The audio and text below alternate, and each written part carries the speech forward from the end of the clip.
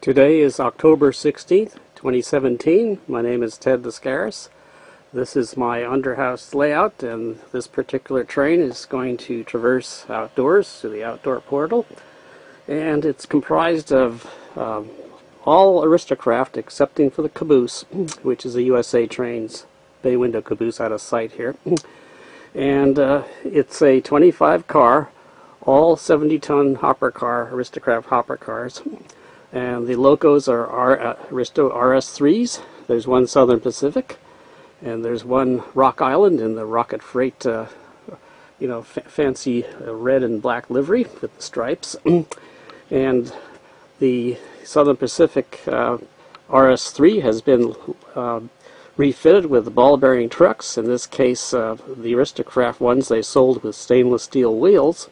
Currently, there's the Bachmann company that makes replacement 3-axle motor blocks that is in their Eggliner, which is a resurrected Aristo-Craft product, and Bachmann makes it. So since they use that motor block in the Eggliner, they've marketed it as a replacement for people like me and others that have the need to upgrade or maybe replace bad sleeve type bearing motor blocks. And this SP one used to have the sleeve type bearing motor blocks where the brass bushings which constitute the sleeve bearings are in the journal boxes in here on the trucks and on the side frames. And the axles actually have tip projections that go into those brass bushings, and hence it's a sleeve bearing sprung truck. And they actually do have, at least with those type of trucks, they actually provided suspension, whereas the newer versions and this Rock Island came from the factory. It was a late production with a ball bearing truck or ball bearing motor blocks, and the ball bearing motor blocks are not suspended. They're fixed. They're rigidly fixed to the A-frames, and then the side frames have become ornamental rather than just rather than actually suspending the locomotive like they used to. So they had a change in philosophy that way, and while they also installed ball bearings. So again, this has been upgraded, and by upgrading to ball bearings, you can also add a significant amount of increased weight for improved traction. And in the example of the Rock Island, the factory one actually included an additional longitudinal or full-length weight plate within the chassis, in the car body side of the chassis. And so they added. There is normally one with a sleeve bearing type truck, but they added a second plate. The plates are a pound each, and also they added a big lead weight in the fuel tank. And when they did that, they had to really put bigger screws to hold the fuel tank, because the screws were so tiny they would just strip out and couldn't support the weight. So I increased the weight in the RS3 that I retrofitted with the ball bearing motor blocks to that virtually the same of the late factory production run, like this Rock Island unit. The Rock Island unit weighs 9.35 pounds, and I increased the weight from this to 9.55 pounds, if I recollect correctly, when I weighed it on the scale. And the original weight on this thing was somewhere around 5.5 pounds. So that's a significant increase. And so at any rate, this is the train. It's going to go outdoors. It's gradually creeping along now, so I'll speed up the train here with the Aristo-Craft track power revolution that I have.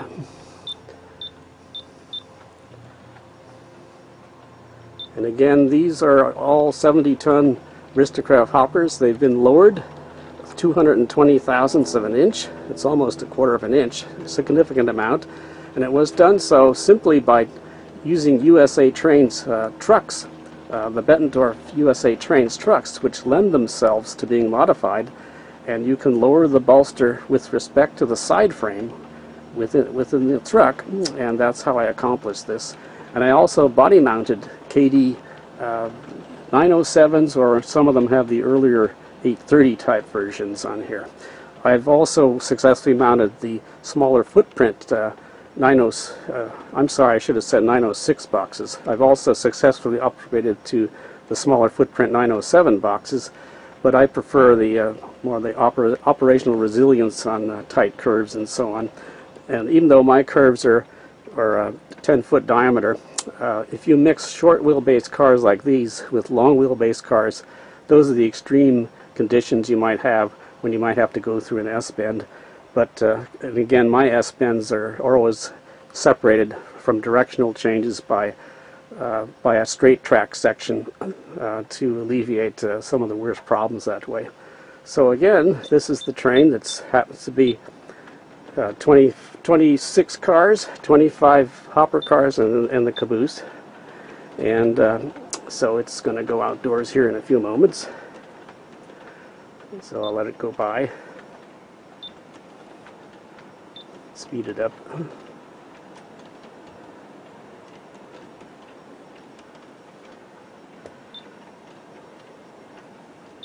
So here's the USA Trains bay window caboose. I also lowered that slightly by modifying the trucks and also body mounting Kadee 907s in here.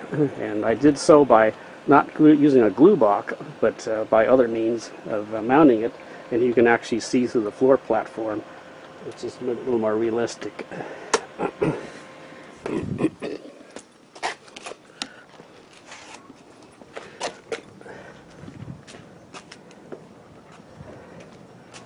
So here the train is traversing over the drop-in reinforced LGB bridge. And you can see it's even able to climb the grades here, which average about 2.2%. Right where the train is coming around now, it's 2.9%, and then it's relaxed out. One of these engines can pull the whole train on flat ground, like under my house, my under-house layout. But I need two to pull it up the grades without wheel slip. And of course it's easier on the drivetrain. The gears themselves, which are they're brass worms in the driven from the motor, but the worm gear itself is apparently a nylon of some kind.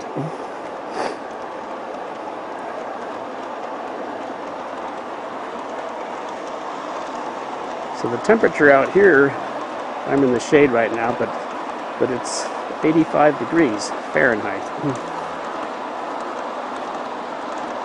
So it's a nice warm day. Probably one of the few remaining before the year's end and the winter begins.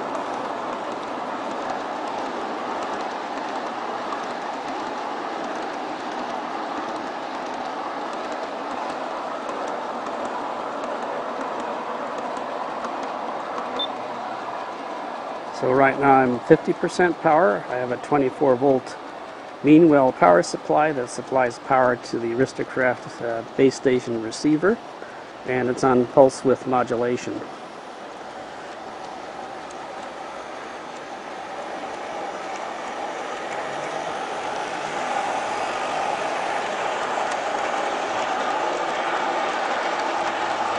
So here it's completing, or it will complete the second loop. I need 2 loops to gain enough elevation to get it up to the upper part of the backyard here.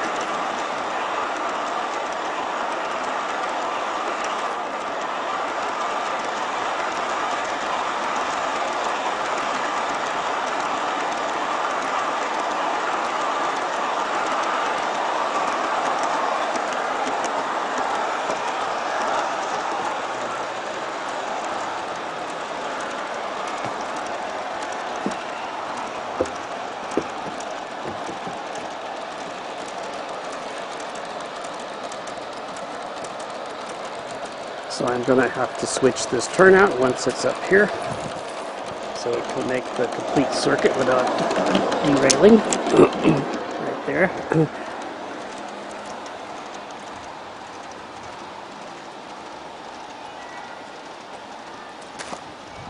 Now it's going to go over the horseshoe curve. It's approaching the horseshoe curve now.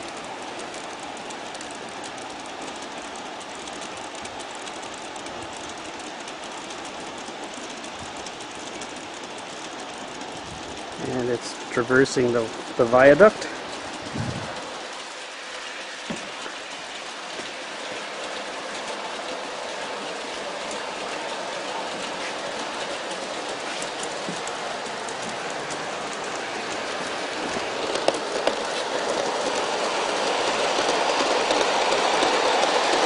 25 70-ton covered hoppers, all lowered 220 thousandths from what the factory originally produced them, and all with body mount couplers. You can see it speeds up going down the grade. slows up going up the grade. Or I should say slows down.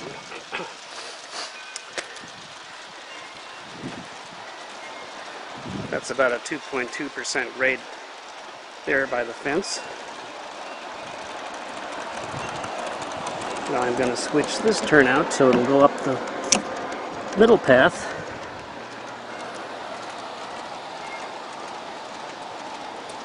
On its next go around.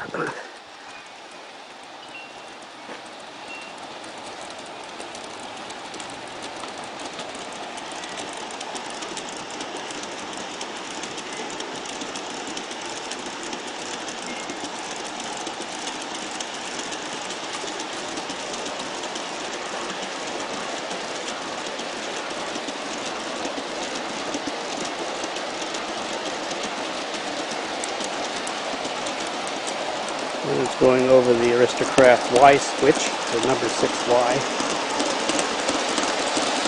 And I'm going to have to switch this train line R7 turnout for the middle path when it comes up here. So now the train is coming up the middle path.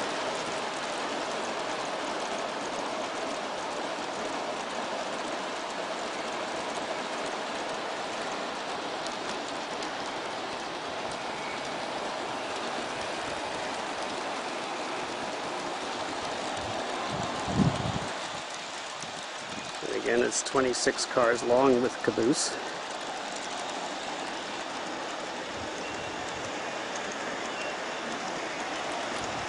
And it's going to traverse the same horseshoe curve.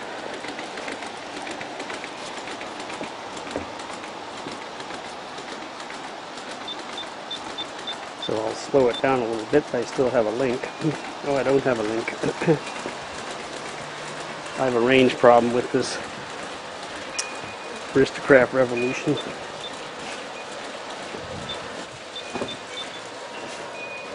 There we go, I have a link now. So I slowed it down to 37% power.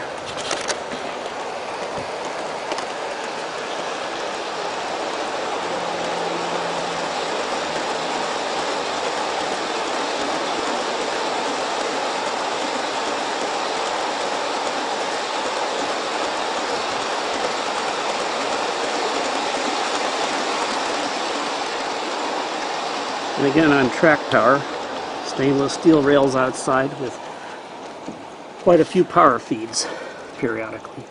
And there you have it.